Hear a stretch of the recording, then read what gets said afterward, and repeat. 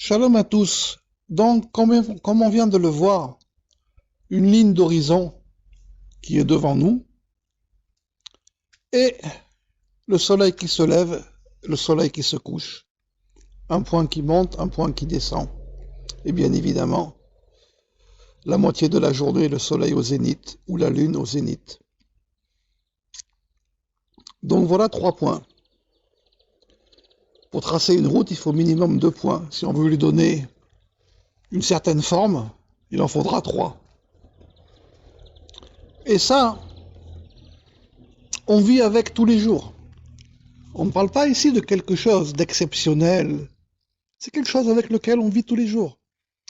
Dans le dernier cours, je vous ai expliqué ce rapport du point intérieur et du cœur et du temps.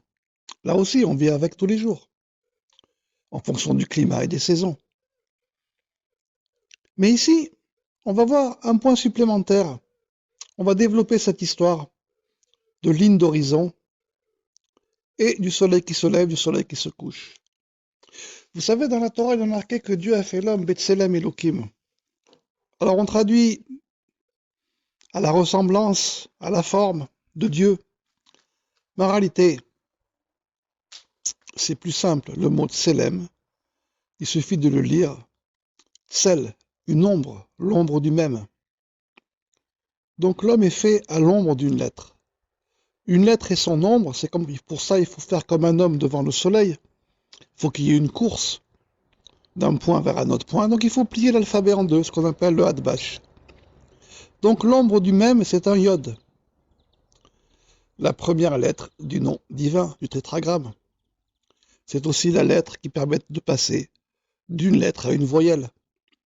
Comme ce point du soleil à l'horizon qui se lève et qui se couche. Donc l'homme est fait ainsi. Il est fait à l'ombre de cela. Quand nous prions, quand on s'adresse à la volonté supérieure, on le fait en fonction de l'ombre. Le moment le plus propice pour prier est le matin, quand le soleil se lève. Et le soir, juste avant que le soleil se couche, tant qu'on le voit. C'est l'ombre. Et aussi à la moitié de la nuit, lorsque justement, il n'y a plus d'ombre de nuit, il n'y a plus les ombres de la nuit sur l'homme. Donc voilà les 3 points. Mais en réalité, c'est encore plus simple que cela. Si vous regardez l'ensemble des voyelles, des nécoudotes, de quoi sont-elles formées? Ou d'une droite, ou d'un point, ou de 2 points, ou de 3 points, ou d'une droite avec un point.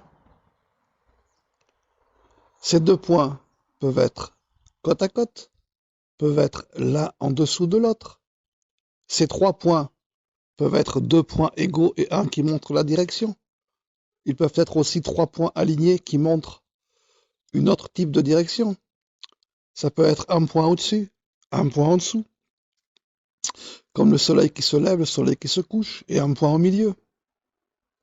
Ça peut être aussi une droite, comme une route, et un point au centre, comme un endroit sur lequel on pose la route, comme un équilibre sur un axe. Donc vous voyez, on cherche des explications. Et l'intellect fait que ça nous crée une confusion. Parce qu'on tombe dans ce que j'ai appelé Shikaron Ma'amakim Shel Dukduke HaSechel, l'ivresse des profondeurs, des détails de l'intellect. Alors certes, tout ce que les sages nous ont dit, tout ce qu'ils nous ont dit sur les voyelles, principalement dans les Tikkuné HaZohar et dans le Zohar, devrait être une aide précieuse. Mais c'est une aide précieuse à partir du moment où on sait vivre avec. Si on ne sait pas vivre avec, ce n'est encore qu'un poids sur un poids dans l'intellect. On avait déjà une complexité parce qu'on n'arrivait pas à vivre avec la chose. Et on n'a fait que rajouter une complexité sur une complexité. Ici, ce que je viens de vous exposer est une chose tellement simple qu'on n'y fait même pas attention. On n'y fait même pas attention. Voilà pourquoi les sages de l'époque du roi Salomon, et qui se sont succédés jusqu'à l'époque de Rabbi Shimon, puisque dans le Tikkuné HaZohar, on parle d'un docteur qui connaissait la sagesse des pulsations, du Dofek. Et après, cette sagesse, c'est pas qu'elle s'est perdue, c'est qu'elle s'est diminuée, on va dire, au minimum vital. Et beaucoup se disent, pourquoi finalement les sages n'ont rien écrit? Mais en réalité, il n'y a rien à écrire. Parce que tout est devant nous et tout est en nous. Tout est devant nous et tout est en nous. Et si déjà, avec ce qui nous entoure, ça cause un problème, c'est-à-dire on ne sait pas comment vivre, parce qu'on n'a pas été capable de dépasser l'intellect dans les paroles du Zohar, et on est directement tombé dans un piège.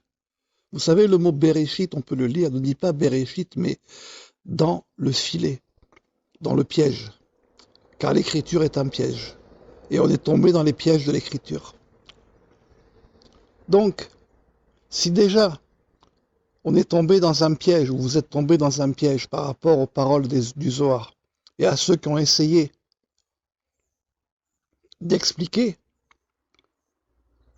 mais expliquer, je dirais, sans aller jusqu'à une pratique, une vision totalement détachée de la pratique, alors ça n'a fait que rajouter un poids.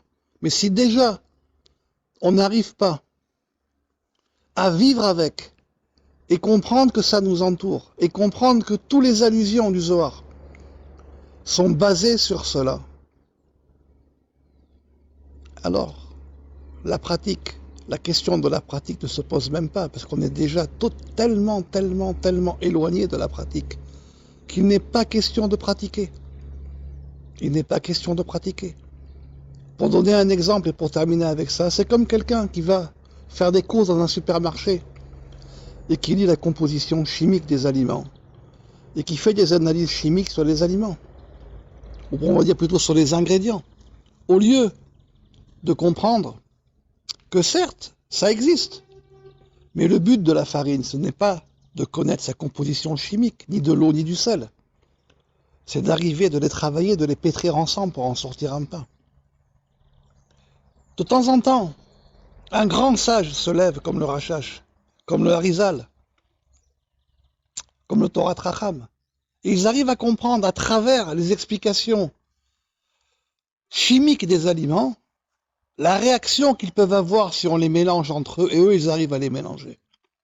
Sinon, c'est juste une explication de plus chimique qui ne nous apportera rien. Donc avant de parler de la pratique ou de la mise en pratique, sachez que tous ces éléments nous entourent tous les jours, et on vit tous les jours avec. Et les sages n'ont pas trouvé plus simple et plus sage de représenter les voyelles par un point et par une droite. Parce qu'on vit avec ça, et parce qu'on a été créé avec le tselem. Et bien évidemment aussi avec le dmout, qui est la mesure du vav. Donc on a les deux. On a le mot dmout qui veut dire midat vav, la mesure du vav, donc la mesure de la route, et on a ce point qui est notre ombre. Pourquoi notre ombre? Parce que justement ce point peut monter, peut descendre par rapport à la route sur laquelle on doit prendre. Voilà pourquoi il y a ces deux aspects. Et donc ces deux aspects sont en nous. Mais ils sont d'abord devant nous. Et ensuite, on peut les réveiller en nous. Ce dmout, cette mesure du vav, midat vav, cette mesure de la route, c'est la mesure de notre corde d'argent, qui est le lien entre le corps et l'âme. Ce point, cette ombre qui monte et qui descend, c'est ce que nous en faisons. C'est un peu comme notre doigt que l'on place sur une corde pour en faire sortir un son. Donc voilà déjà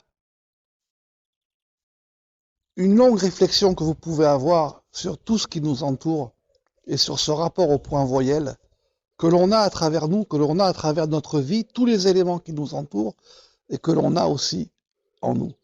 Je vous souhaite une bonne réflexion à tous et à toutes, bien évidemment.